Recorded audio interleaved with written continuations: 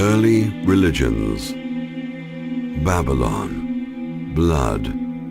The chosen people of the sun. Through fear and guilt, the rulers of Babylon manipulated their subjects to worship the one true God, who had an insatiable appetite for bloody sacrifice.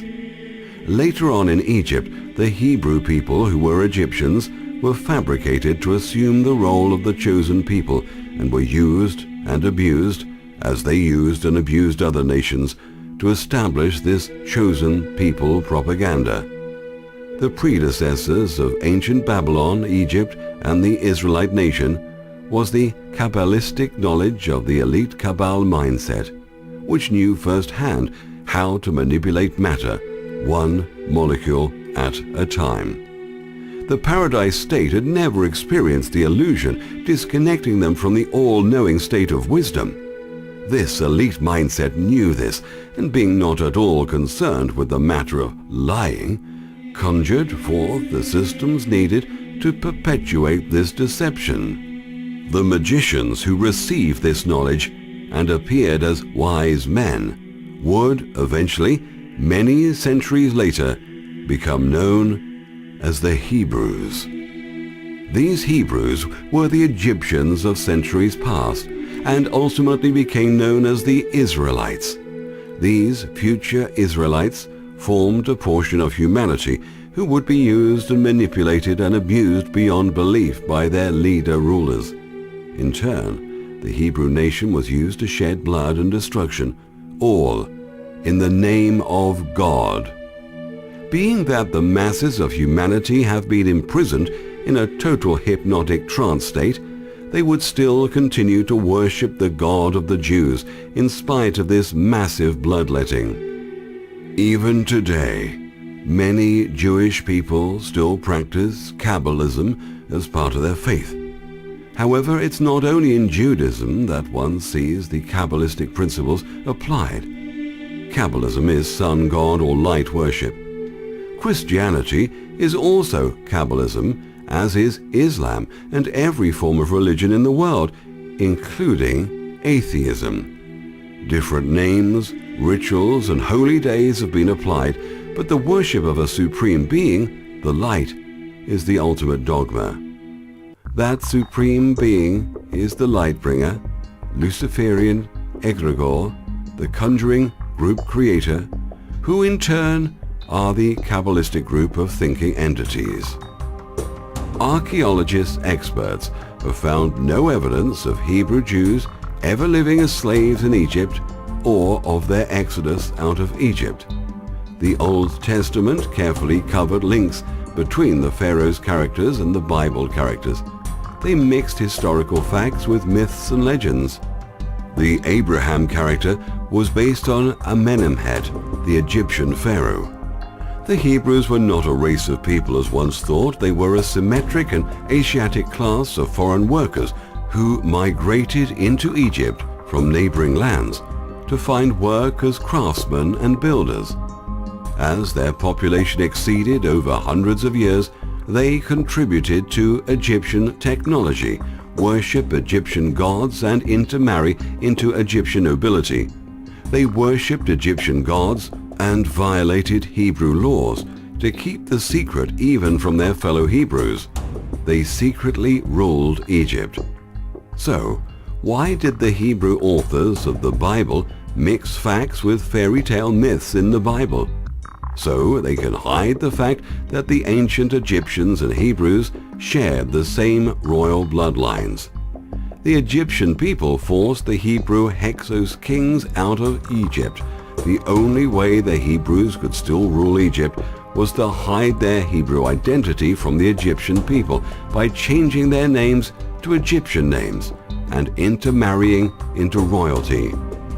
By marrying into these Egyptian bloodlines, they gained the Kabbalistic knowledge.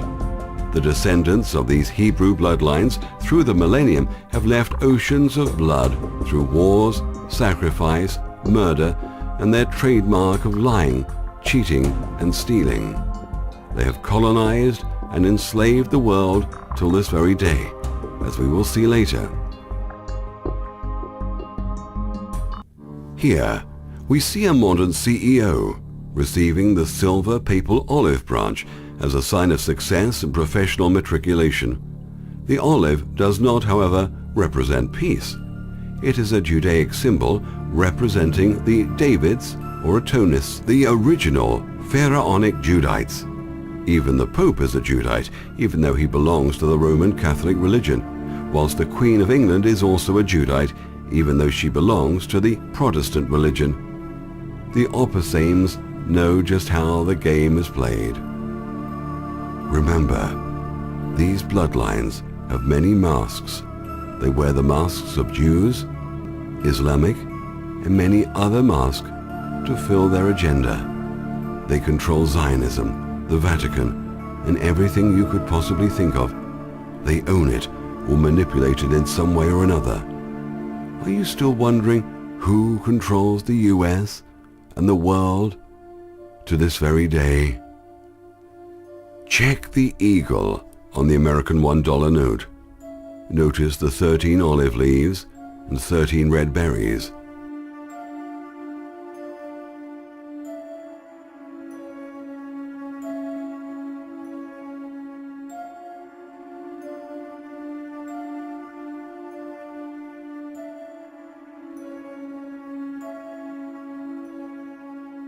Before Akhenaten's time, the word Levi referred to the Irish letter L or Lewis, which corresponded with the rowan tree. The hand of Akhenaten holding an olive sprig with leaves and berries. His Atonists have dutifully continued to employ the few symbols he favored, such as the sun, beams of light, lion, and olive branch, etc. The emblem for the tribe of Judah displays olive leaves and berries. The lion signifies the Judites, Atonists. The emblem of the United Nations bears an uncanny resemblance to that of the tribe of Judah. Each sprig of olive or laurel contains 13 leaves. Oak leaves, acorns, and olive sprigs can be found on military regalia the world over. The Rothschild coat of arms. The arrows and eagle appear on the American $1 note, while the lion, representing British oligarchic control and symbolizing the Judites, Levites, or Atonists, appears on innumerable national flags and royal coats of arms. Symbolism explains the mysteries that historians and experts just can't seem to fathom. Initiated artists such as Leonardo da Vinci, Sandro Botticelli, and Nicolas Poussin incorporated Kabbalistic, Hermetic leitmotifs in their canvases. In Poussin's painting, entitled Grapes from the Promised Land, we see the ladder and tree. Millions of people view paintings of this kind unaware of the secret information incorporated into the designs. Stairway to Heaven. There's a lot more information here than meets the eye.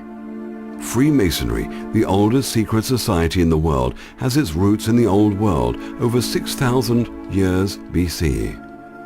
Ancient Freemasonry signs and symbols were incorporated and recognized by everyone worldwide. When they greeted each other, they would acknowledge the greeting through signs and handshakes. High-level insiders know quite well there is no significant difference between Judaism and Masonry. Masonic aprons with olive and laurel sprigs.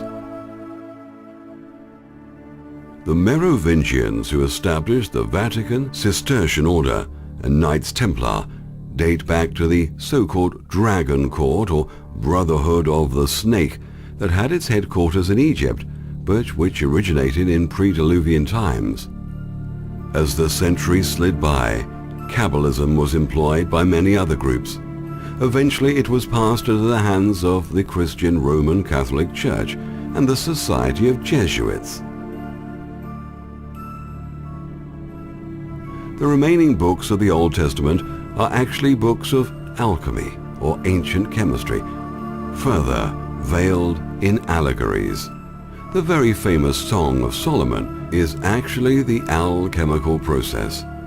The books of the New Testament, except for the book of Revelations, which was a call for the downfall of the Roman Empire written around 170 AD, are books of astrology and astronomy and stellar movements also hidden in allegory.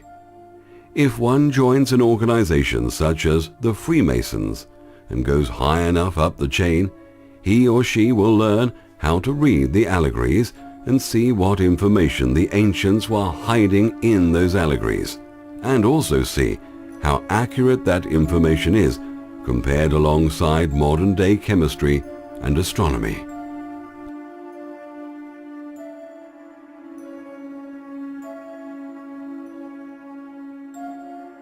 Alchemy comes in two primary flavors that address the two primary cosmos we inhabit, the microcosms and the macrocosms, dealing with the two realms we perceive. Exoteric realm is where the alchemist would attempt to turn lead into gold. Esoteric realm is more about turning spiritual lead into spiritual gold. The Knights Templar, or the Christian Crusaders, also laid claim to this knowledge around 1000 AD. When the Templar Knight found the translations and actual meanings hidden within the Bible, buried in the ruins of the Temple of Solomon, they blackmailed the Roman Christian Church with that information and became quite rich and powerful. One of the other Kabbalah secrets is that matter can be transferred molecule by incantation and thought, and that the structure of reality is really a holographic illusion. The Baphomet goat head was used by the Knights Templar. Over 7 centuries later, the legends of the Templars and the mystery of Baphomet is alive more than ever before. Hundreds of secret societies and religious orders claim descent from the Knights Templar in some form or another. Almost all Hermetic groups claim to be perpetuating the Templar tradition. Eliphas Levi's main thesis was that all forms of occultism and mysticism held a common secret doctrine.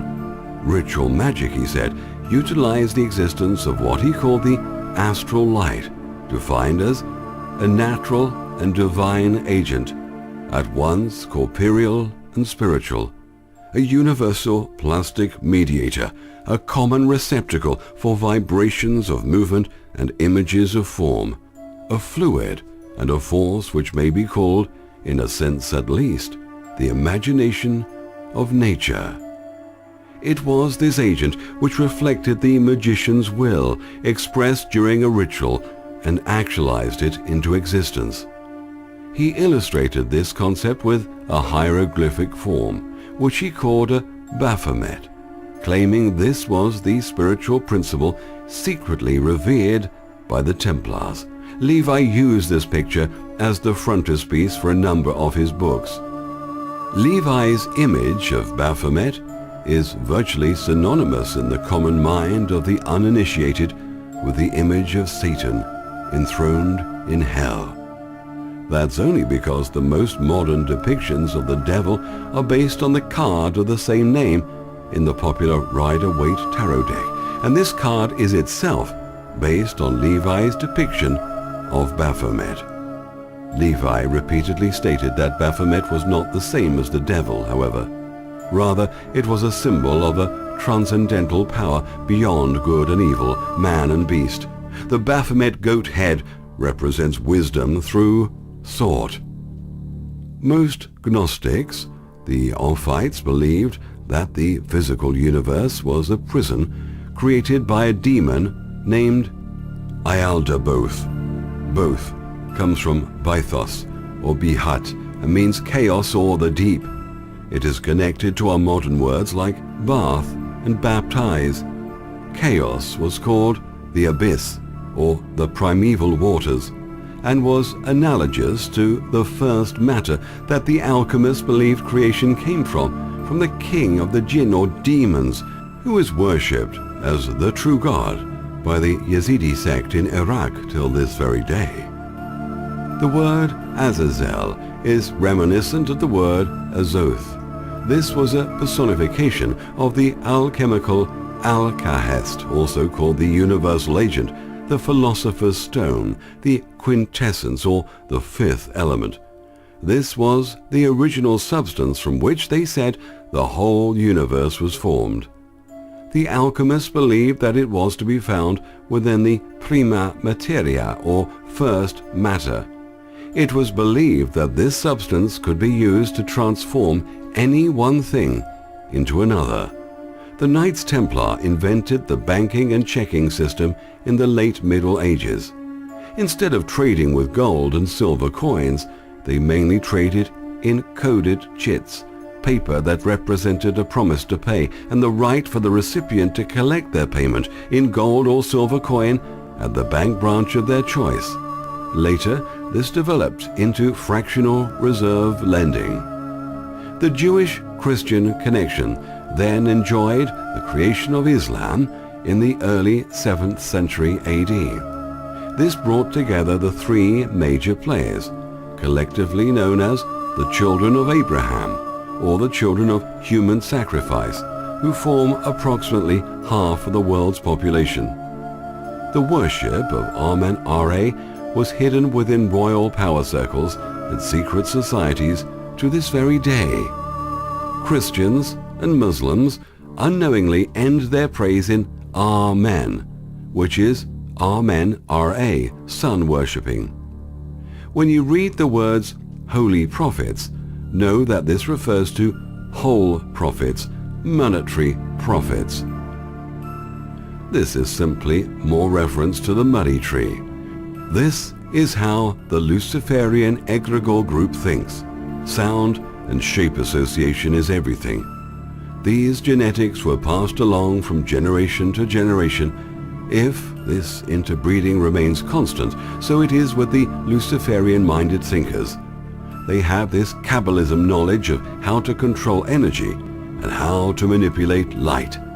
In other words, they know how to manifest deceit, the art of lying and deception, sexual deprivation, mind control of the masses through religion, political and intellectual institutions, subliminal programming of sigils, language, and the number system, how to manipulate matter one molecule at a time, hiding mathematical equations in architectures and art like anti-gravity, how to keep the population in a constant state of panic and terror, the secrets from ancient mystery schools, coded messages, divide and rule, magic, alchemy, incantations, and the control of thought from entities and much other occult knowledge which is used to this very day.